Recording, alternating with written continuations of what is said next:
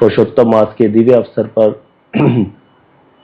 हरि गुरु वैष्णव की कृपा से मानव जीवन का सर्वोत्कृष्ट फल सत्संग की प्राप्ति हमको हुआ, जिसमें हमें भक्त चरित्र सुनने को मिल रहे हैं। क्रम से हमने कथा श्रवण की। श्री लोकनाथ दास गोस्वामी, श्री भूवर गोस्वामी जी का भजन आदर्श, कैसे उन्होंने लीला स्थलियों का उद्धार किया, वो सब कथा हमने श्रवण की। और उसी क्रम में फिर आगे तो सनातन गोस्वामी पाद जी की कथा ही आती है, वही करनी चाहिए थी नियम के अनुसार। फिर रूप गोस्वामी पाद जी की कथा हम श्रवण करते, लेकिन वो कथाएं लंबी जाएंगी। बीच में हमारा कुछ देर गैप रहेगा, 15 तारीख के बाद 16 से लेकर के 21 तक। इसीलिए हमने वो कथा शुरू नहीं की सनातन गोस्वामी पाद जी की, क्योंकि बीच में चरित्र छोड़ने से फिर बात नहीं बनेगी। तो इसीलिए श्री नामदेव जी का चरित्र हमने शुरू कर लिया, क्योंकि ये लगभग हो जाएगा 2-4 दिन में पूरा, जितने दिन हमारे पास शेष है। और अगर कुछ रह गया, दिन बच गए, तो फिर कोई और छोटा चरित्र हम किसी भक्त का जिनका ज्यादा कथा नहीं है उपलब्ध, वो वाला कर लेंगे। तो उस क्रम में हमने श्री नामदेव जी की कथा कल श्रवण की थी कुछ समय, कि महाराष्ट्र के पंढरपुर में इनका जन्म हुआ है। और पंढरपुर भगवान, वहाँ पंढरपुर में पुंडरीनाथ भगवान विराजमान है, उनको इस स्थान को वृंदावन भी कहा जाता है। तो यहाँ गर्भगृह में ठाकुर जी के दर्शन होते हैं, हमने सुना था। वामदेव जी के घर में उनकी बेटी थी, किसी को नाम याद है बेटी का? देखिए किसका कितना बुद्धि है। बिल्कुल गोनाई नाम था। तो गोनाई जो थी वो विधवा हो गई थी बचपन में, 12 साल की एज में ही बाल विधवा जैसे हो जाता है। तो इसीलिए उसके घर में सहेली आई, उसको बच्चा हुआ, तो उसने कहा भी ससुराल जब विवाह हो जाते तो बालक भी होता है। तो उसने, उसके पिताजी ने उसको समझा दिया था कि भगवान विट्ठल ही तुम्हारे भगवान पति हैं। तो उसने विट्ठल को कहना शुरू कर दिया। तो ऐसे करके भगवान की कृपा से भगवान के ही अंश नामदेव जी प्रकट हुए हैं। अब वो सारी कथा हमने सुनी, कैसे ब्राह्मण नामकरण संस्कार के लिए नहीं आए थे, जब आए दूसरे गांव के तो उन्होंने भी कहा तुम्हारी बेटी पाप कर रही है और तुम उसका साथ दे रहे हो। तभी एकदम से आकाशवाणी हुई कि ये मेरा ही अंश है बालक, आप लोग इसका क्या नामकरण करोगे। भगवान ने स्वयं ही नाम रख दिया नामदेव जी, जो नाम का आश्रय ग्रहण करके प्रकट हुए, नाम के बीच में प्रकट हुए, जिनके द्वारा नाम का प्रचार होगा, इसीलिए इनका नाम है नामदेव जी। फिर बताया ना कि कैसे नामदेव जी सारा दिन, वामदेव जी जो थे उनके नाना जी, वो ठाकुर जी रखे हुए थे घर में, हरिदेव जी बिल्कुल पंडितनाथ भगवान जैसा ही स्वरूप है, उनकी पूजा करते थे। तो नामदेव जी कहते थे मैं भी करूंगा सेवा, तो वो हमेशा उसको टाल देते थे। लेकिन फिर एक दिन जब गए हैं तो इनको सेवा दे गए और दूध भोग लगाया 3 दिन तक। जब ठाकुर जी ने दूध नहीं पिया, तब फिर जो है ठाकुर जी को जब कहने लगे कि मेरे को तो नाना जी सेवा ही छीन लेंगे, तो फिर इन्होंने जो है दूध भोग ठाकुर जी ने आरोग लिया। इस तरह से जब नाना जी आए हैं पूछा, तो इन्होंने दिखा दिया। ठाकुर जी इनको भी दर्शन दे दिए, नाना को भी, इनकी जो माँ थी उनको भी दर्शन दे दिए। इस तरह से पूरा कृतार्थ हो गए सभी लोग। अब नाना जी ने तो यहीं पर शरीर छोड़ दिया है, ऐसा हमने सुना था।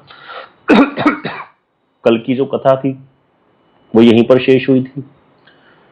तो यहीं पर कथा शेष होने के बाद एक कथा आती है कि वृंदावन में भी एक ऐसी घटना हुई थी। वृंदावन में शायद किसी ने दर्शन किया श्रृंगार वट के दर्शन। हमारे मठ से बाहर आने पर मेन रोड पे थोड़ा सा आगे जाओ तो वहां श्रृंगार वट है, जहां पर राधा जी का श्रृंगार किया कृष्ण ने, वेणु गुंथन लीला हुई है जहां पर। तो ये वेणी गुंथन लीला श्रीमद् भागवतम जी में भी वर्णन है। जब गोपियों ने गोपी गीत गाया उस समय थोड़ा आगे जाकर के कृष्ण अंतर्ध्यान हो गए। तो वो सारे स्थान यहाँ पर है वृंदावन के अंदर। भ्रमर घाट है जहां पर गोपियों ने भ्रमर गीत गाया है।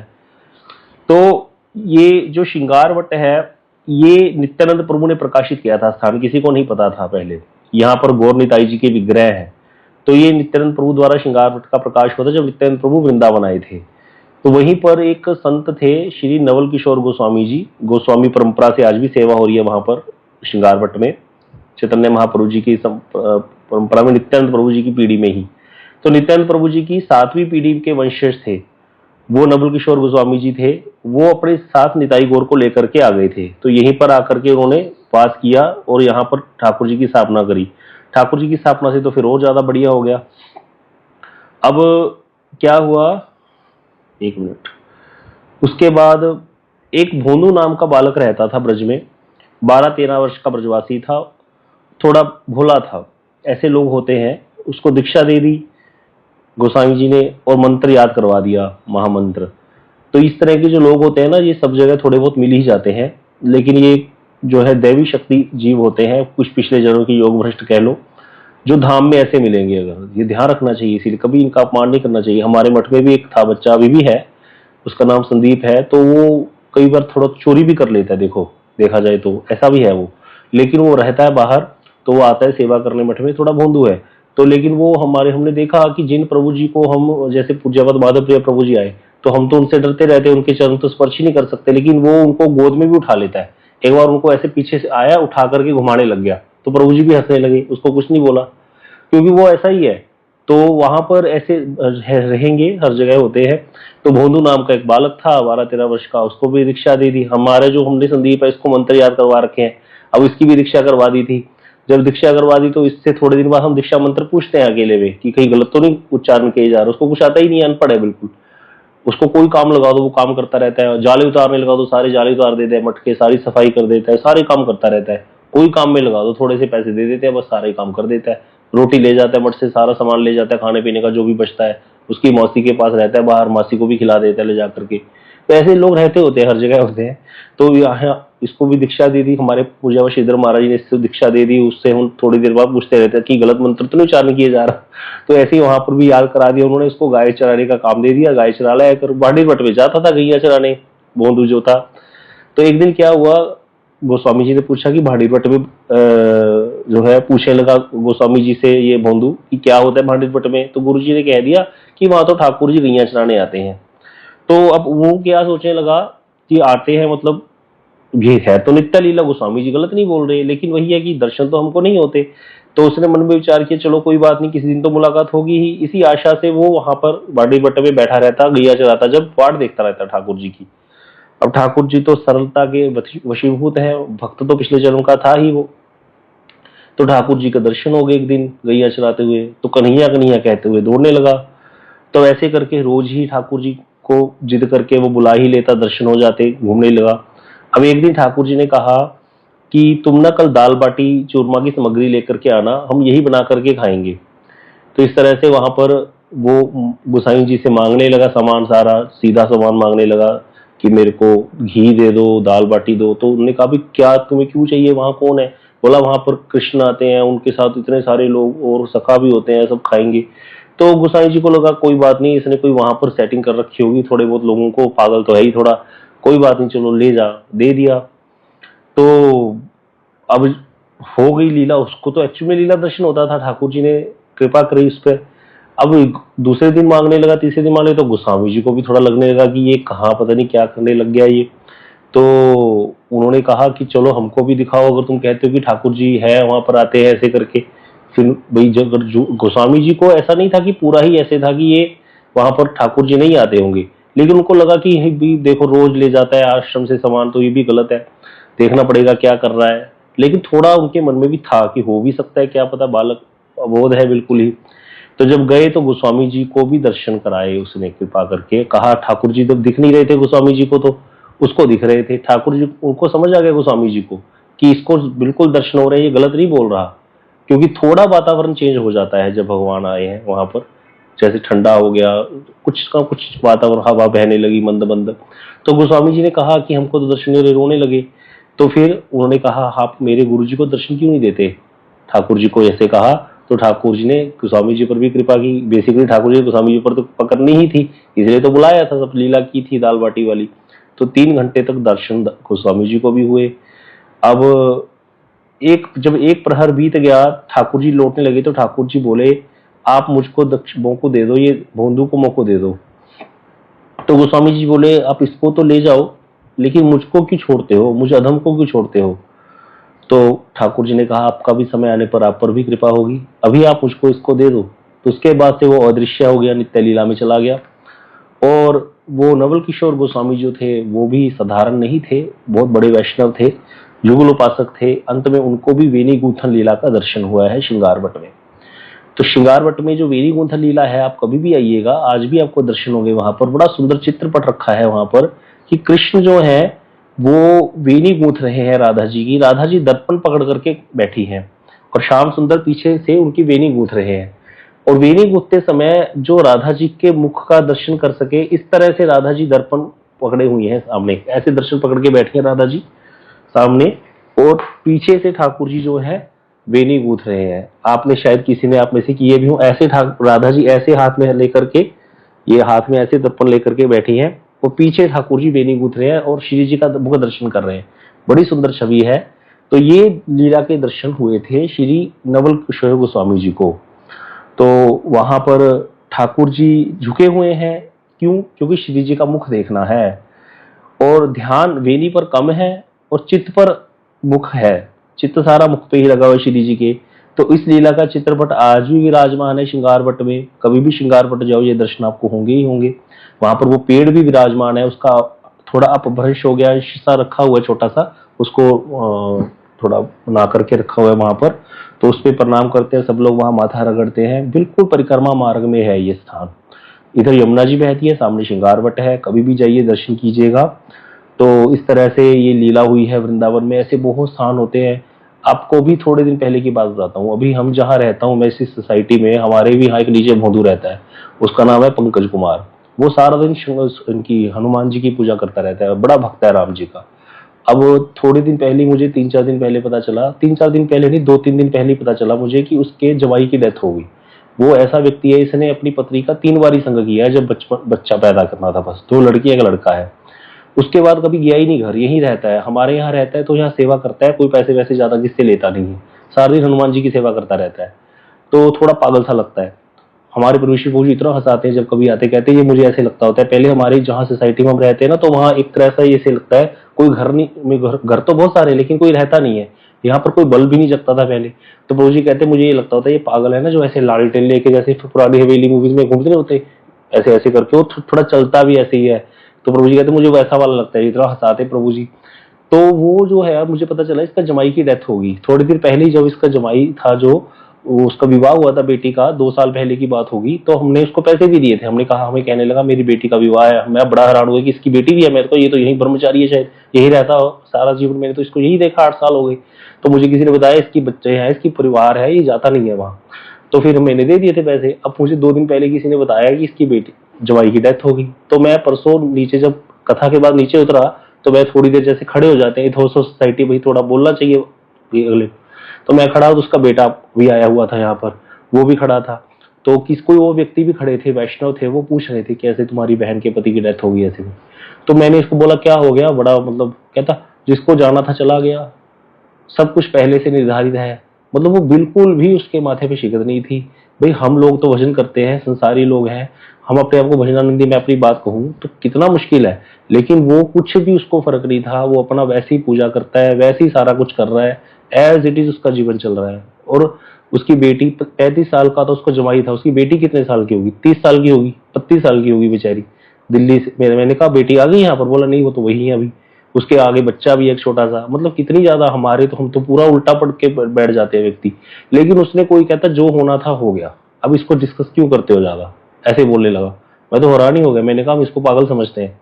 मैं अष्टभुजी जी को आगे बोला, मैंने कहा देखो कितना विरक्त है ये।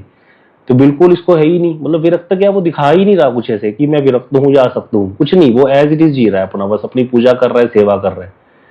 कैसी ऐसी स्थिति आ जाती है। और ये लोग साधारण होते हैं। और मैंने उसको कई बार थोड़ा ना, बात सुनता नहीं है, जैसे चीजों, अपना पूजा में ही लगा रहता है, गेट भी नहीं खोलता। अगर गाड़ी लेके आएंगे हम तो गेट नहीं खोलता, अपनी पूजा करता रहता है। तो मैं कई बार गाली भी देता हूँ उसको कि मूर्खानंद है, बैठा रहता है ऐसे, कुछ नहीं करता। लेकिन वो अपना पूजा कभी नहीं छोड़ता, अपना जो करता है वो सब पूरा नियम से करता है, हनुमान जी की पूजा। और हमें कहता रहता है कि राम राम ही श्रेष्ठ है, कृष्ण श्रेष्ठ नहीं है, ये तो ऐसे ही है। ऐसी बातें भी करता रहता है। वहां आसपास सारी चौपाइयां लिख के रख रखी हैं, तो हम उसकी बातें सुन के हंसते रहते हैं और चले जाते हैं अपने काम पे। क्या करें, क्योंकि किसी को क्या मैं उसको कैसे समझाऊं, कृष्ण तो भगवान से हम, भाई उसका मन लगा हुआ है, बहुत बड़ी बात है। तो इस तरह से लोग होते हैं, सब जगह होते हैं। लेकिन हम लोगों से कई बार गलती हो जाती है, अपमान हो जाता है। लेकिन हमारी सोसाइटी में जो लोग हैं ना, वो सब भजन करने वाले हैं, थोड़े बहुत जो 4-5 घर रहते हैं, वो कभी भी इसको ऐसे नहीं, वो बोल भी देते हैं तो दोबारा रोते हैं अंदर जाके अपने घर में कि क्यों इसको कुछ बोल दिया। फिर उसको करते हैं इसकी सेवा, मतलब इस तरह से नहीं रखते, सब भाव अच्छा ही रखते उसके प्रति। और ऐसा ही होना चाहिए, हृदय में ठाकुर जी को वास रख करके ही काम करना चाहिए कोई भी। कई बार आ जाता है क्रोध हमें भी, लेकिन बाद में क्षमा मांग लो। वैष्णवों को कभी भी बहुत ज्यादा रिजिड नहीं होना चाहिए, ये नियम धारण करके रखना चाहिए। वैष्णव विल को बी लाइक वाटर, पानी जैसे अपना रास्ता बना लेता है ना, बस वैसे बन जाना चाहिए। हो जाती है गलती, सबसे होती है, हमसे भी होती है, दूसरे से भी हो सकती है। टू एयर इज ह्यूमन, मनुष्य गलतियों का पुतला है, लेकिन उसको बहुत ज्यादा देर तक धारण करके रखना किसी बात को, ये अच्छी बात नहीं है। मन पे लगा के रखना किसी बात को, फिर भजन नहीं होगा, फिर कभी भजन नहीं कर सकते हम। इससे तो हमारे ऊपर विपत्तियां ही आएंगी, उल्टा डिप्रेशन हो जाएगा, भजन में बाधाएं आ जाएंगी, भजन होगा ही नहीं। तो इसीलिए वैष्णव जो है हमारे गुरु प्रभु जी, बाबा महाराज, गुरुदेव सब एक ही बात बोलते थे, बी लाइक वाटर, पानी की तरह बन जाओ। रास्ता बना लेता है पानी, अपना रास्ता बना लेता है, कभी रुकेगा नहीं पानी, उसने इकट्ठे होना है, रास्ता बना लेना है बस अपना। इसीलिए हमें रास्ता बना के निकलना है यहाँ से। तो इस तरह से ही रहना चाहिए। अब कथा आगे बढ़ाते हैं। अब नाना जी चले गए, वामदेव जी के शरीर छोड़ दिया, संस्कार किया, कपड़ा रंगने का काम था वो करते रहे। नामदेव जी ने संभाल लिया काम थोड़े बड़े होने पर, पहले माता जी करती रही, बड़े होने पर विवाह हो गया। पत्नी का नाम था राजाबाई, वो भी बड़ी अनुकूल, बड़ी ही भजनानंदी, सारा मतलब हेल्प करती थी। भजनानंदी कम हो पत्नी कोई बड़ी बात नहीं होती, कई स्त्रियां ज्यादा भजन करके दिखाती हैं पति से, वो बहुत ज्यादा अच्छी बात नहीं होती। पति भक्त हो और पत्नी उसके अनुकूल उसका अनुगमन करे, इससे जैसा बढ़िया वातावरण हो नहीं सकता अगर घर का हो जाए। हमने देखा ऐसे कई परिवार हैं, मैं जानता हूं, नाम नहीं लेंगे हम अभी।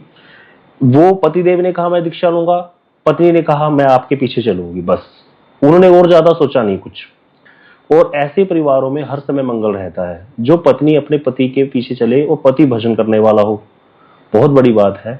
तो पत्नी अपनी बात रखे नहीं, मैं तो वहां से लूंगी, तुम यहां से ले लो, तुम यहां चले जाओ मैं वहां चले जाऊंगी। यहाँ पर हो गया, यहाँ पर क्या हो गया, सुमति नहीं हुई, यहाँ कुमति हो गई।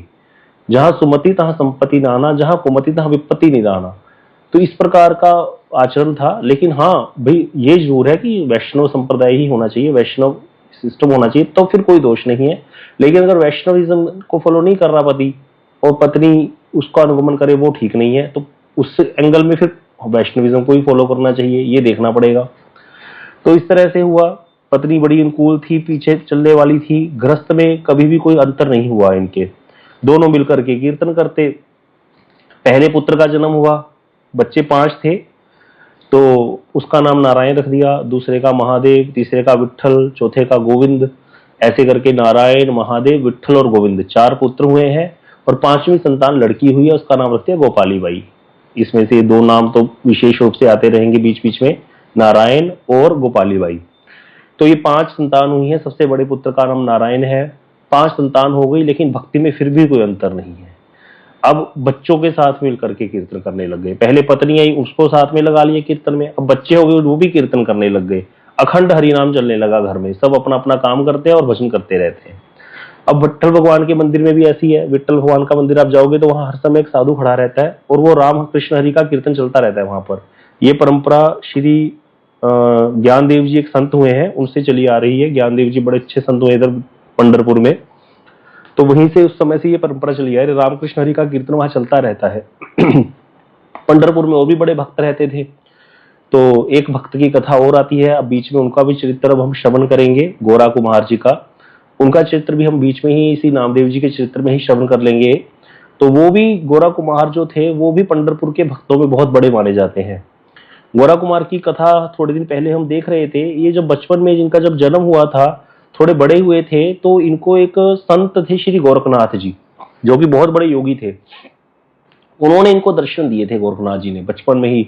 सारा दिन को आवाजें आती थी जब खेलते थे, कभी कुछ नदी पे स्नान कर रहा है बच्चा 10-12 साल का हुआ जब, तो फिर एक दिन उसको उठा करके ले गए और उसको दर्शन दिए। तब उसने पूछा कि आप कौन हो? तो उन्होंने कहा देखो, मैंने बहुत जन्म तक योग का साधन किया है। कल हो सका तो हम आपको वीडियो भी दिखाएंगे, बड़ा सुंदर। वहां पर जो हम गीता के पहले 6 अध्याय पढ़ के आए हैं ना, वहां पर जो बात कृष्ण कह रहे हैं वो बात स्वयं गोरखनाथ जी बोल रहे हैं कि मैंने योग की सिद्धियां प्राप्त करी।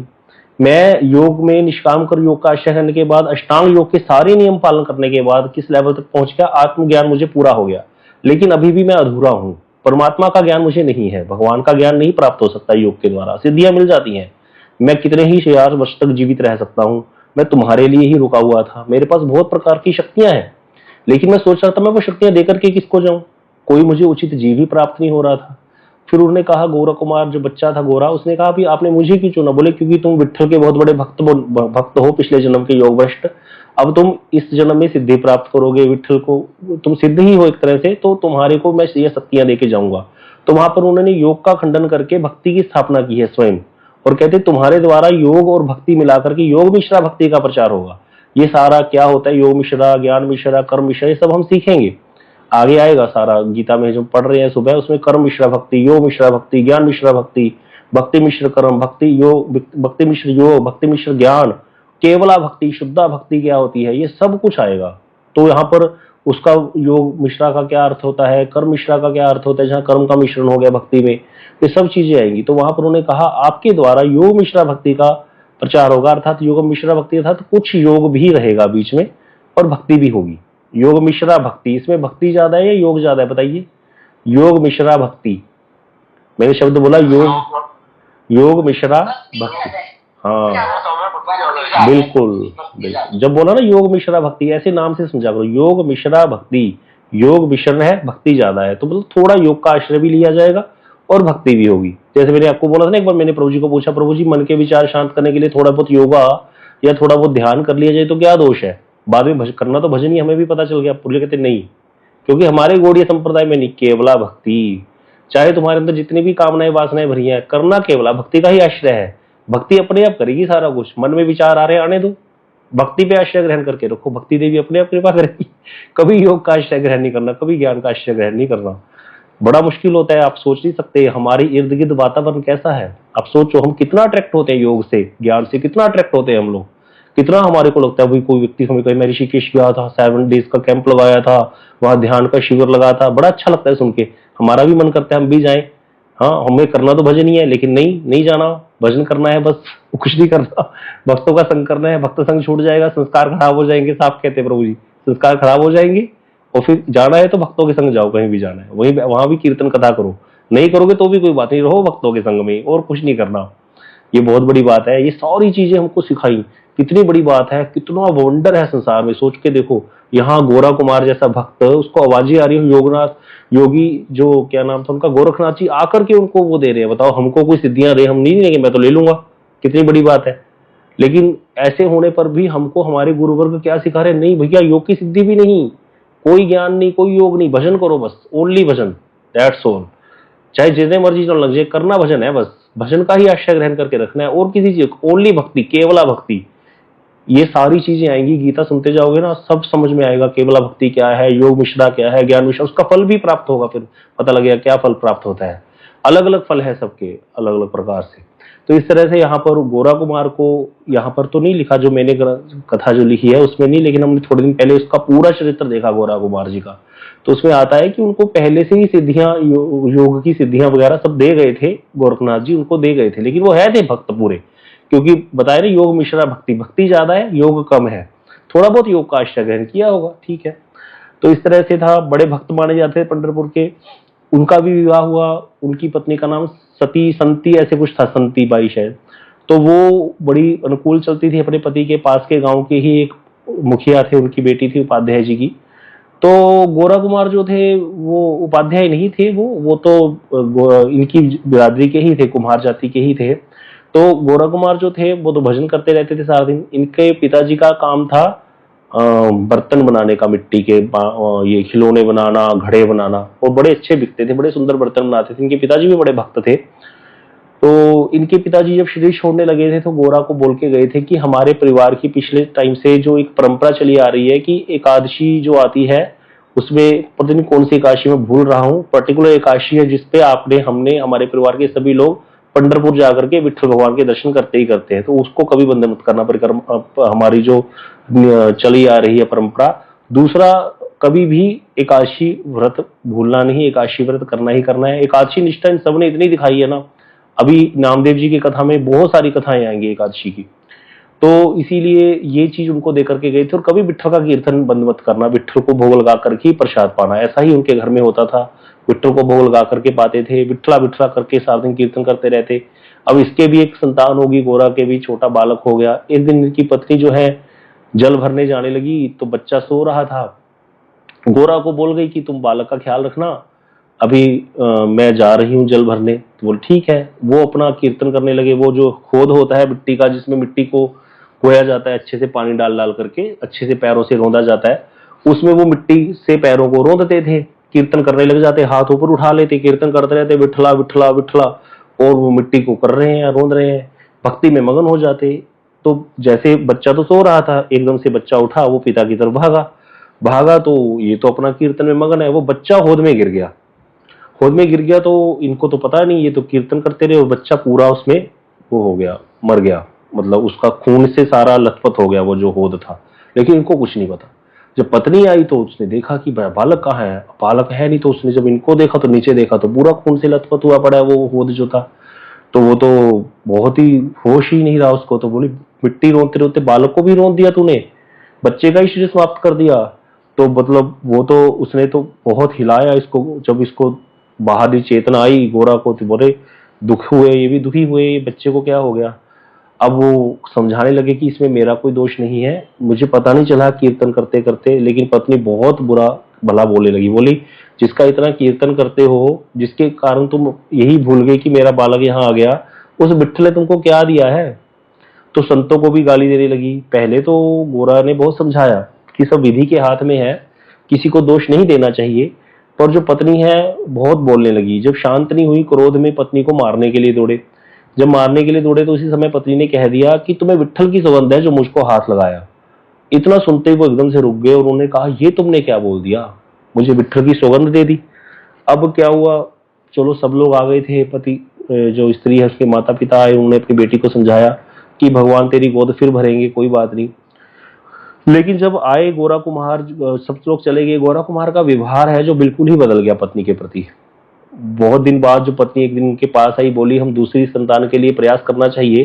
तो इन्होंने कहा, तुमने उस दिन जो शपथ दे दी थी कि आपको विट्ठल की सुगंध है अगर मुझे स्पर्श किया तो, इसीलिए मेरा जो है तुम्हारे प्रति अब पति पत्नी वाला संबंध नहीं है, अब वो वाला नाता नहीं है। तो ये बात समझ लो, अगर तुमने मुझे स्पर्श कर दिया गलती से तो मैं अपने प्राण त्याग कर दूंगा, अब मैं तुम्हें स्पर्श नहीं कर सकता। बहुत दुखी हुई, जाकर रोने लगी, ये क्या गलती होगी। तो उसने समझाया कि ये तो मेरे से ऐसे ही मुंह से निकल गया था। बोले, ऐसे नहीं है, तुमने विट्ठल की शपथ दी है मुझे, अब ये नहीं हो सकता कि मैं तुम्हें स्पर्श करूंगा। इसीलिए वो बेचारी भोजन बनाती, दूर से ही रख देती थाली, भोजन भी नहीं अच्छे से पवा पाती थी, है तो पतिव्रता थी, बड़ा रोती थी। और इधर पास की जो स्त्रियां थी गांव में, जब कुआं पानी भरने जाती, पहले तो ये सब बहुत ज्यादा था कि ये बांझ है, मतलब इसके बालक ऐसे करके क्या बोलते होते उसको, अपशकुनी है, बच्चा इसका मर गया और अब इसके बच्चा भी नहीं हो रहा दोबारा। तो ऐसे करके लोग कहते थे। जब पानी भरने जाती थी कुएं पे तो बाकी स्त्रियां पीछे चली जाती थी, पहले कहती तू ही भर के चली जा पानी, इनसे कोई बात भी नहीं करता था। ये बड़ी दुखी हुई, आकर के पति को समझाया, लेकिन पति किसी भी तरह से मानने को तैयार नहीं। फिर एक दिन अपने पीहर चली गई, माता पिता को सारी बात बताई। तो उन्होंने समझाया कि एक युक्ति है कि छोटी बेटी थी, उसकी छोटी बहन थी, उसका विवाह कर देते हैं और उसको स्वीकार कर ले अगर तो ठीक है। तो कहती ठीक है, मैं अपने पति को समझाऊंगी। इसने आकर के अन्न जल त्याग कर दिया और कैसे भी करके पति को मना लिया। किसके लिए? दूसरे विवाह के लिए, अपनी छोटी बहन के साथ। तो वो मान गए इसकी जिद के आगे। वो भी बहुत प्रेम करते थे इसको, अपनी पत्नी को, लेकिन क्या करे, जब जिद पकड़ के बैठ गई तो कहते ठीक है भाई।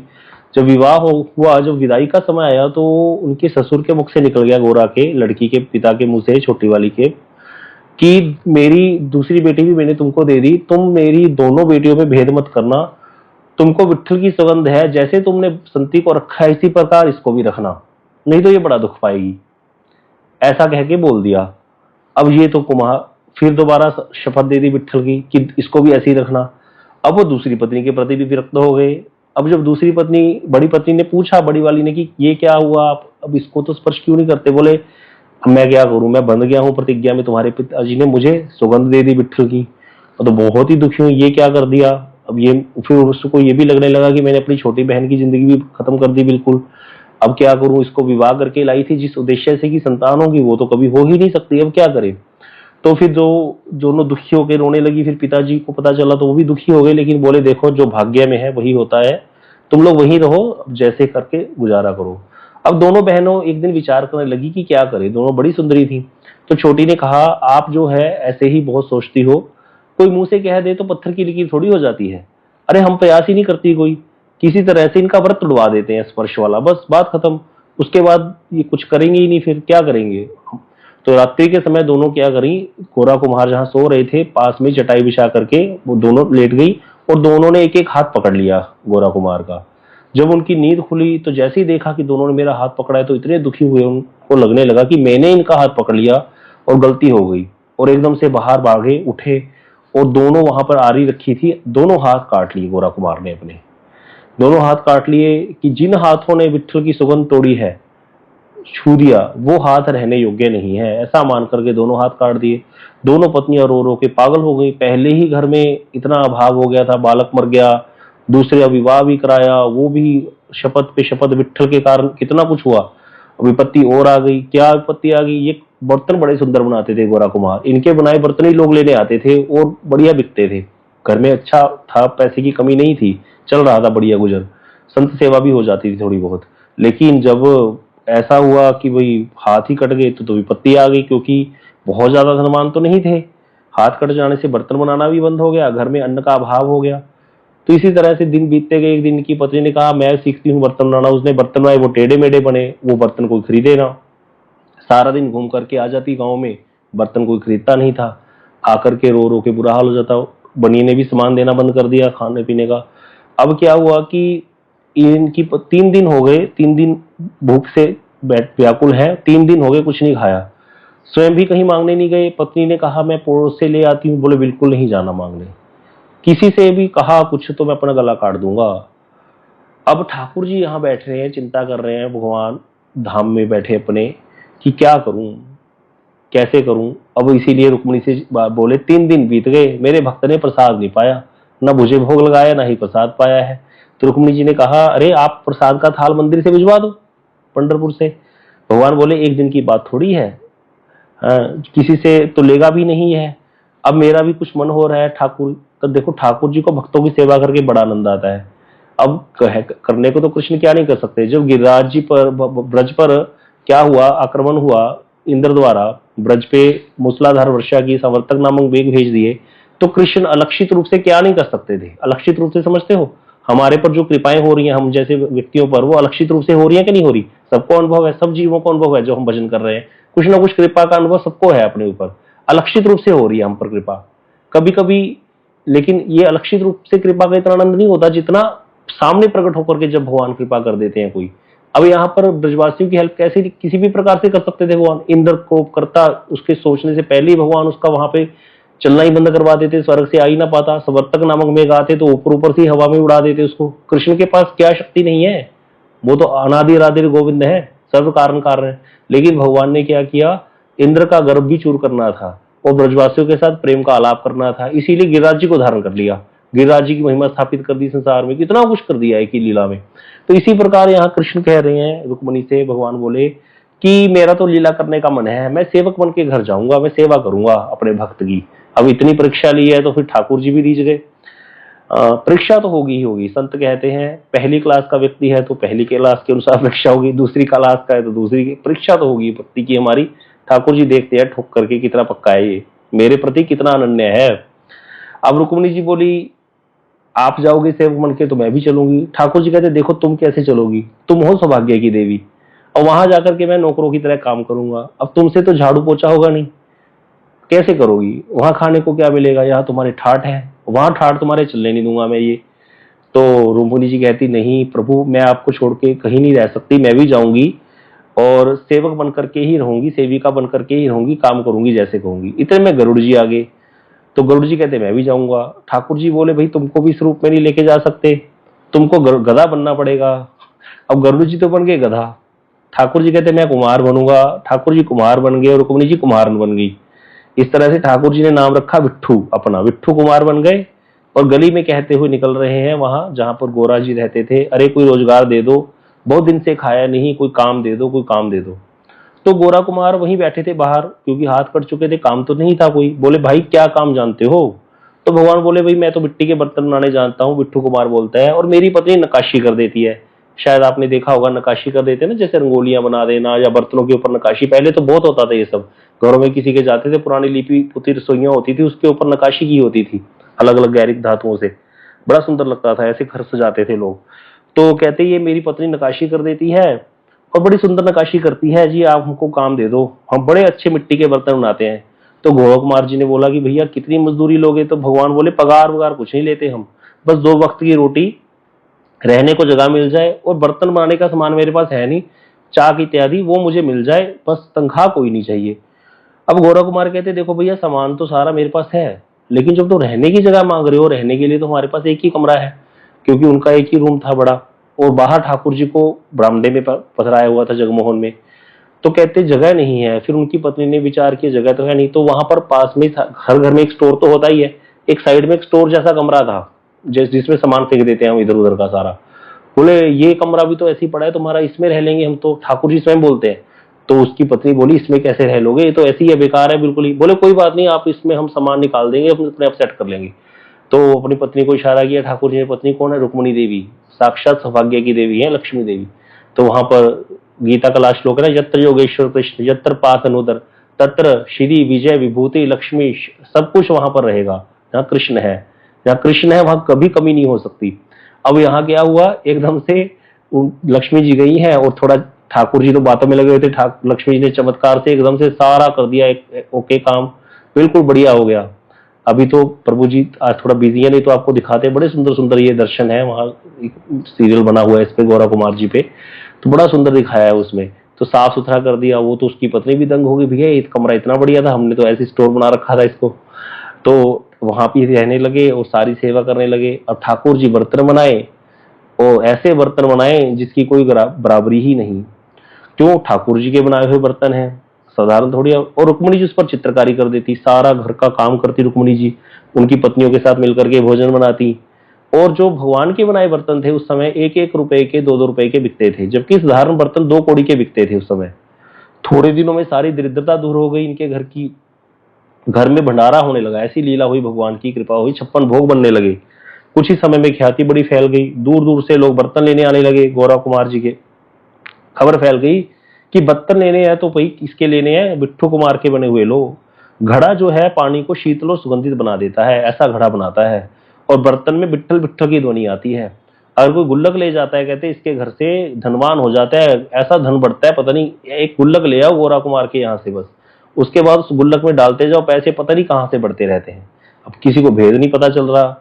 इधर एक संत थे ज्ञानेश्वर जी महाराज, वो तो उसी समय के, सारे भक्त एक साथ हुए हैं ये भक्ति मूवमेंट पीरियड से बहुत पहले की बात है, 600 साल पुरानी बातें नहीं है ये, उससे भी पहले हुए हैं, मुगलों से भी पहले। तो ज्ञानेश्वर जी पधारे पंढरपुर। ज्ञानेश्वर जी की 21 वर्ष की अवस्था है, शरीर सही थी, वो चले गए थे 21 वर्ष की अवस्था में। वहां पर स्थान है आनंदी में, ये सब स्थान देखने वाले हैं। तो उन्होंने भी अद्भुत कम्हार के बारे में सुन रखा था। उनको भी 4 बहन भाई हैं, ये नृत्यनाथ जी, ब्रह्मा जी के अवतार, देवी दुर्गा बनी है जो इनकी बहन मुक्ताबाई, और ऐसे करके 4 हैं, शिव ब्रह्मा विष्णु और देवी, 4 मिलके 4 बहन भाई हैं, ये आए हैं। और जैसे चींटी को कहते हैं सुगंध आ जाती है ना, आजकल गर्मियां पड़ रही हैं, कैसे चींटियां इकट्ठी हो जाती है एकदम से थोड़ा सा मीठा आने पर, ऐसे ही ठाकुर जी को लीला हो रही है, ये ज्ञात हो गया ज्ञानेश्वर जी को, क्योंकि ये भी ठाकुर जी के अंशी माने जाते हैं। ठाकुर जी तो पहले से चेत हो गए कि भैया लीला समेटनी पड़ेगी, यहाँ शोर मच जाएगा। अब आकर के ठाकुर जी तो समेट कर लीला चले गए।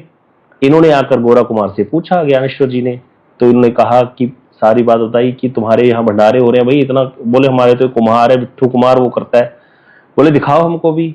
जब गए कमरे में लेकर के, ना कुम्हार था, ना गधा था, और ना वो कुम्हारन थी। तो गौरा कुमार कह रहे पता नहीं कहाँ चले गए। तो उन्होंने कहा नहीं, कहीं नहीं, वो तो स्वयं भगवान थे, वो तो लीला करने आए थे। अब जैसे ही यह बात सुनी गौरा कुमार ने, वो मंदिर की तरफ भागे और विट्ठल विट्ठल कहते हुए कीर्तन करने लगे, माझा विट्ठला माझा विट्ठला। जब कीर्तन कर रहे थे, दोनों भुजाएं उठा करके, हाथ तो नहीं थे, ऐसे ऐसे करके कीर्तन कर रहे थे, नाच रहे थे, एकदम से दोनों हाथ प्रकट हो गए। सब देख के हैरान, पत्नियां भी साथ में थी और पत्नियों के साथ नाच रहे थे कीर्तन करते करते। अब जब कीर्तन का विषय हुआ तो पत्नियों को लगा पीछे से कोई पल्लू खींच रहा है बच्चा, तो देखा संती ने मुड़ करके, तो बालक भी आ गया वापस, वो भी विट्ठल विट्ठल कीर्तन बोल रहा है। इस तरह से जो है सारे घर लौट आए। ये सारी कथा गौरा कुमार जी की आती है। अब नामदेव जी जो थे, इनको भी पता चला, ये भी वहीं रहते थे, नामदेव जी को पता चली बात, बड़े प्रसन्न हुए, गोरा कुमार के घर ठाकुर आया है, विठ्ठल आकर के ऐसी लीला कर गए, हमको पता ही नहीं चला। और गोरा कुमार के घर चले गए, वहां पे तांता लगा हुआ था भक्तों का, सारे भक्त इकट्ठे हुए हैं और वहां कीर्तन जम रहा था, बड़ा सुंदर, सारे भक्त बैठे थे। और ये ज्ञानेश्वर जी और तीनों भाई बहन, चारों भाई बहन जो थे, ज्ञानेश्वर जी, मुक्तिनाथ, नृत्यनाथ, ज्ञानेश्वर और श्री मुक्ताबाई, ये सब लोग बैठे थे। और सारे भक्त और भी बैठे थे, जनाबाई इत्यादि सारे भक्त थे यहाँ पर। अब मुक्ताबाई जो थी, ये लकड़ी की थप्पी लेकर के सिर पे मार मार के देख रही थी, कोई कितना भक्त पक्का है, कोई कितना कच्चा है। तो नामदेव जी के सर पर इसने मारी थप्पी और बोली, यह घड़ा कच्चा है चाचा, ऐसा बोल दिया उसने गोरा कुमार को। नामदेव जी को तो बात तीर की तरह लग गई, बताओ हमको कच्चा बोल दिया। 72 बार दर्शन दिए ठाकुर जी ने नामदेव जी को। बात करते थे साक्षात विठ्ठल भगवान इनके साथ। नामदेव जी को तीर की तरह लगी, सारे हंसने लगे, भक्त बैठे थे वहां पर, सारे भक्त। अब नरहरि सुनार भी वहीं थे, उनकी भी बड़ी कथा है, सुनाएंगे आपको। नरहरि सुनार ने भी मना नहीं किया, ज्ञानेश्वर जी भी चुप पर बैठे थे, उन्होंने भी कोई प्रतिवाद नहीं किया कि मुक्ता तुमने गलत बोल दिया, ये कच्चा कैसे हो गया। उन्होंने कह दिया ये घड़ा कच्चा है, ये कच्चा है, अभी इसकी भक्ति भक्ति ऐसे ही है अभी।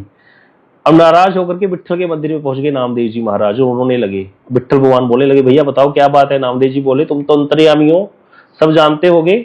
अरे ज्ञानेश्वर की छोटी बहन मुक्ताबाई ने सबके सिर पर ठोका और बोल रही है यह घड़ा कच्चा है, क्या मैं कच्चा घड़ा हूं। ठाकुर जी बोले, हाँ नामा तुम कच्चे हो अभी। बोले बताओ मुझ में क्या कच्चापन है अभी। ठाकुर जी बोले, तुमने अभी तक गुरु नहीं किए।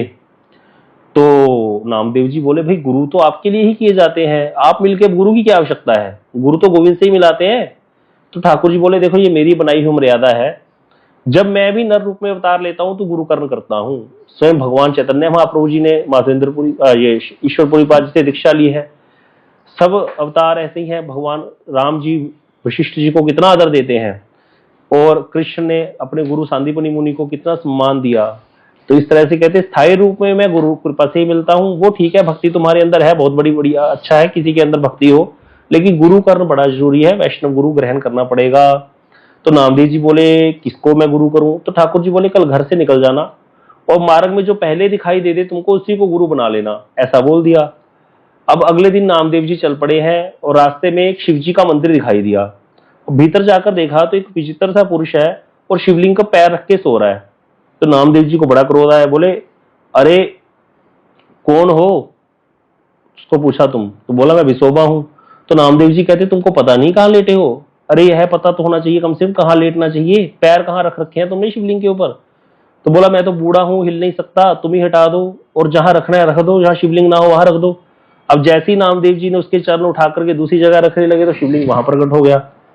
जहां भी घुमाए शिवलिंग प्रकट हो जाए। तो नामदेव जी थक के हार गए, अंत में चरणों में गिर पड़े, बोले कि मेरे मोह को दूर कीजिए, आप कौन है, मैं समझ गया ये कोई लीला चल रही है प्रभु की, मुझे बताइए मुझ में क्या कमी है, मैं कल से ही परेशान हूं, मुझे कच्चा घड़ा बोल दिया, मुझ में क्या कमी है, मैं कुछ दिनों से देख रहा हूं भगवान मुझको गले ही नहीं लगाते। तो वहां पर विशोभा जी ने कहा कि तुमने सब पढ़ाई कर ली पर एक नहीं पढ़ी, कि प्रभु का सर्वत्र दर्शन और अनुभव करना, हरि व्यापक सर्वत्र समाना, सब जगह ही हरि व्यापक है। तो 3 प्रकार का दर्शन होता है वहां समझाया। स्वप्न में दर्शन होता है, स्वप्न में भी एकदम दर्शन नहीं होता। सपने कैसे आते हैं यह भी एक उपासना का संकेत है, हम लोगों को कैसे सपने आ रहे हैं। अगर हमारे सपने ऐसे ही हैं, इधर उधर संसारी चीजें ही चल रही हैं, तो अभी कुछ हुआ नहीं। कभी कभी सपने अच्छे आने शुरू हो जाते हैं तो साधना ठीक चल रही है, पवित्र अगर सपने आते हैं। पवित्र सपने क्या होते हैं, परिक्रमा में दिख गए हम, कोई गुरु वर्ग है।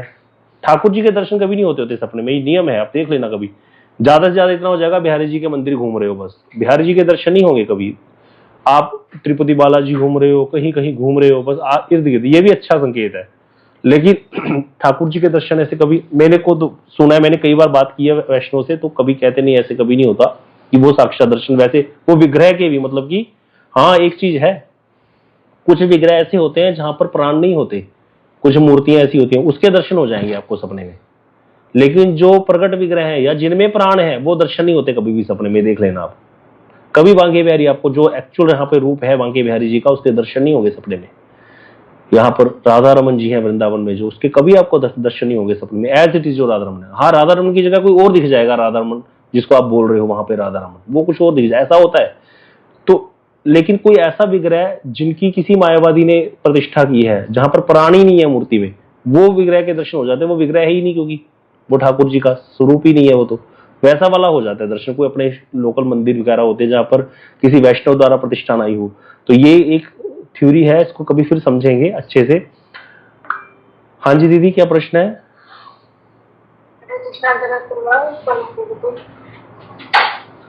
प्रभु जी ऐसे नहीं होते दर्शन, प्रभु जी मेरे साथ तो हुआ है, बताना पड़ेगा। ठीक है, बाद में डिस्कस करेंगे, बाद में, ठीक है। तो दूसरा दर्शन है प्रगट दर्शन अर्थात साक्षात दर्शन। तो वहां पर मंदिर में क्या होता है, ठाकुर जी को देखे हम गए हैं और ठाकुर जी हंसने लगे, इस तरह ऐसा कुछ दिव्यता अनुभव हो रही है, विग्रह की माला टूट करके गिर गई, फूल आ गया हाथ में, इस प्रकार का अनुभव होता है। तो नामदेव जी ने कहा यह भी मुझको होता है, जब शोभा उसको बता रहे हैं। फिर उसके बाद बोले तीसरा दर्शन है सब जगह दर्शन होना, तो वो नामदेव जी कहते मेरा नहीं है इस तरह से। तो नामदेव जी कहते आप मुझे दीक्षा दो। तो उन्होंने कहा देखो दीक्षा तो तुमको ज्ञानेश्वर ही देंगे, वो पंढरपुर आए हुए इसीलिए हैं, वहां गोरा कुमार के पास आए हुए हैं, तो तुमको वही दीक्षा देंगे, वही तुम्हारे नित्य गुरु हैं। मुझे तो तुम्हें इतना ही बताना था कि ये सारी कृष्ण और शिव जी की मिली भक्त है। कि कहते मुझे तो शिव जी ने स्वयं कहा था शिवलिंग पर पैर रख के लेटना, वो मैं पागल थोड़ी हूँ शिवलिंग पर पैर रख के रखूंगा लेटूंगा।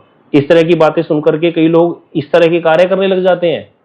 ये यहाँ पर सिर्फ एक शिक्षा प्रदान करने के लिए सर्वत्र दक्षिण, इसका अर्थ ये नहीं कि शिवलिंग को पैर रख लेगा। इसीलिए कई बार गुरुवर कर देते हैं, कह देते हैं भैया भक्तमाल की कथाएं इस तरह से जैसे वहां लिखी हुई है, भक्तमाल से तो नहीं लिया हमने प्रसंग, पर वैसे नहीं सुनना चाहिए, पढ़ना चाहिए। क्यों? क्योंकि कई लोग अपने आप को, जैसे अब हम नामदेव जी की कथा भी सुन रहे हैं, अब ये तो साक्षात कृष्ण के अंश है, इनको इनके साथ हमारी क्या बराबरी। तो इसी तरह का विचार करने लग जाते हैं कथाएं सुन के अपने बारे में हम लोग।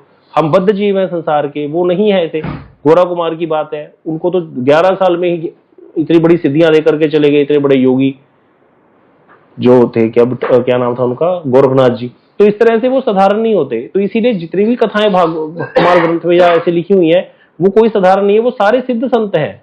और सिद्ध और एक है बद्ध। बद्ध का अपना एक आचरण रहेगा, क्योंकि वो हर समय माया के विषय में सोचेगा, माया में रमा हुआ है। और सिद्ध की बात अलग है, वो तो भगवान की तरफ ही अट्रैक्टेड है।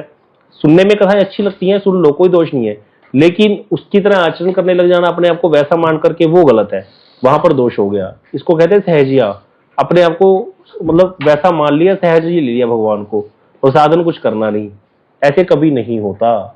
अर्चन की बातें में भी ऐसी कई लोग करते रहेंगे, ठाकुर जी के चरण दबाने रहेंगे, एक घंटा चरण दबाते रहेंगे। भैया कलयुग में हरि नाम प्रधान है, और हरि नाम छोड़ करके अर्चन में लगे हुए 2-2 3-3 घंटे लगा रहे हो। चित्रपट रख लो, बस ठाकुर जी को भोग लगा दो, घंटी हिला दो, भोग कर लगा दो, हो गया काम। उसके बाद बैठ करके भजन करो, माला करो, कीर्तन करो मिल करके, उससे ही काम होगा। वो अब कोई कहे क्या इससे नहीं होगा, दूसरे वाले से होगा, उससे भी होगा। वो तो एक कहीं ना कहीं लगे तो ठाकुर जी की तरफ ही हो, लेकिन एक तो वहां पर सहजियापन है। दूसरा बात, वो कलयुग का धर्म नहीं है, अन्य अन्य युगों का धर्म है अर्चन, द्वापर का धर्म है अर्चन। अब हर युग का धर्म अपना होता है, दूसरा धर्म भी रहेगा दूसरे युग का भी, लेकिन उतना प्रभावशाली नहीं रहेगा। कलयुग में जितना जल्दी कल्याण नाम से होगा, उतना कहीं से नहीं हो सकता। इसीलिए नाम का आश्रय ग्रहण करना चाहिए, संकीर्तन करना चाहिए मिलकर के। इसीलिए आचार्य जो हमें रास्ता दिखा गए उसी पे ही चलना चाहिए, अपनी तरफ से मनगढ़ंत नहीं शुरू करना चाहिए कुछ भी। तो ये समझे, अब यहाँ पर कितनी अर्चन की बात आई थी, कैसे भोग लगाते थे, कैसे हम भी वैसे ही शुरू कर दे करना, 2-2 3-3 घंटे उसी में लगे रहे, तो यहाँ पर फिर दोष हो जाएगा। इस तरह से हुआ। अब फिर ये हम आगे कल कथा शुरू करेंगे कि फिर वहां पर नामदेव जी ने प्रणाम किया उनको, और गोरा कुमार जी के घर गए, वहां पर ज्ञानेश्वर जी थे, और वहां से वैष्णवी दीक्षा प्राप्त की है उनसे। और फिर वहां से गए हैं गुरु जी के साथ मंदिर दर्शन करने, और फिर गुरु ठाकुर जी ने उस दिन गले से लगा लिया नामदेव जी को। इस तरह से ये कथा है। आगे हम कल कथा श्रवण करेंगे। वांछा कल्पतरुभ्यश्च कृपा सिंधु